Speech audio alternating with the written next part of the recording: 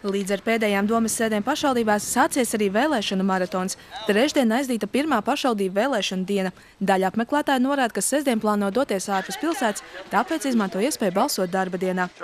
Tostarp Miss un Misters Ogre komanda, ko sastapām trešdien pēcpusdienā, atdodot savu balsi par sev tīkamāko politisko spēku.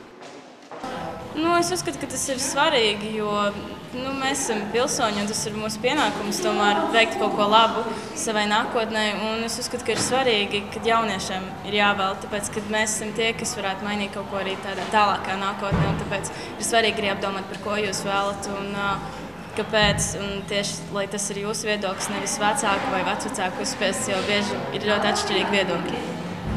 Vai tev bija grūti izdarīt izvēli un varbūt pēc kādiem kritērijiem tu skatījies?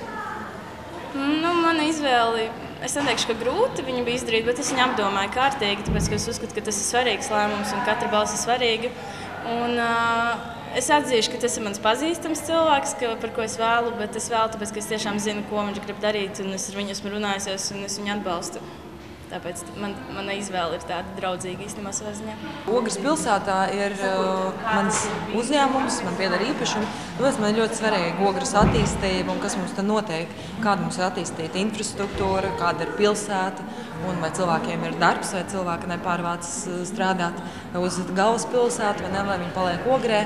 Līdz ar to man ir ļoti svarīgi, lai mums pie varas nāk pareizie cilvēki un lai Ogres attīstība iet uz priekšu. Pēc kā tu izdari savu izvēli, vai tu lasi programmas, vai klausies reklāmas solījumus? Es lasu programmas, ko kur partija sola, ko kurš cilvēks sola, bet vairāk skatos uz pagātnē izdarītajiem darbiem. Ja cilvēks tiešām kaut ko ir izdarījis un viņš parāda to, ka viņš spēja un viņam interesē Ogres pilsētas nākotne, tad es arī to cilvēku izvēlēšos un to partiju. Manuprāt, tas ir katra Ogres novada iedzīvotāja pienākums atnākt nobalsot. Atstāt savu balsi par konkrēto vēlētāju, konkrēto partiju. Un tas, protams, veicina kaut kādas izmaiņas vai pārmaiņas, vai tās būs, to mēs redzēsim.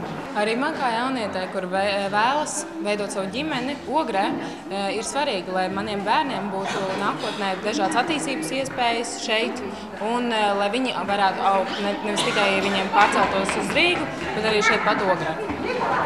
Bija grūti vai viegli šogad izdarīt izvēli? Diezgan viegli īsti patiesībā, jo skatoties līdz darbiem, kas ir veikti un kas ir noticis, ir ļoti viegli patiesībā. Nobalsot iepriekš būs iespējams arī ceturtdien, 30. maijā, kad vēlēšana iecirkņu balsotājs apkalpos no 9 rītā līdz 12. un piektdien 31. maijā, kad vēlēšana iecirkņi būs atvērti no 10 līdz 16. Savukārt 1. jūnijā savu balsi varēs atdot visas dienas garumā.